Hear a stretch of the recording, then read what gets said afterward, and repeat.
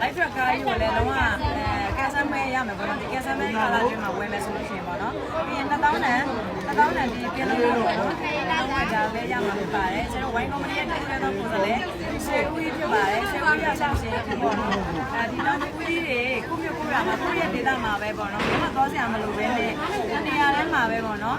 ဒီ